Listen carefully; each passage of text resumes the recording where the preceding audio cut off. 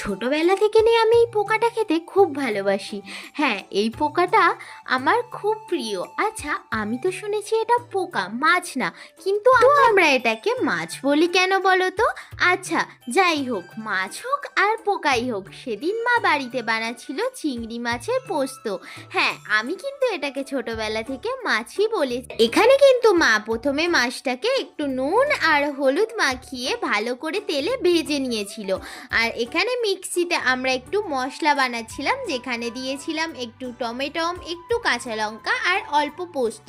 এখানে কিন্তু চাইলে তোমরা একটু সর্ষেও দিতে পারো, যেহেতু আমার সর্ষের ফ্লেভারটা অতটাও পছন্দ না, তাই ওখানে সর্ষেটা আমরা স্কিপ করে কড়াইয়ে এখানে অল্প পরিমাণ তেল দিয়ে দিলাম বাটা মশলাটা, একটুখানি নুন, হলুদ আর জল, তারপর দিলাম একটু ভাজা মাছগুলো, তারপর ভালো করে ফুটিয়ে আসলে নামিয়ে নাও। রেডি হয়ে গেল আমাদের চিংড়ি পোস্ত। তো পারলে বাড়িতে একবার ট্রাই করো। আজকের মতো আসি, ভালো থেকো, রাধে রাধে।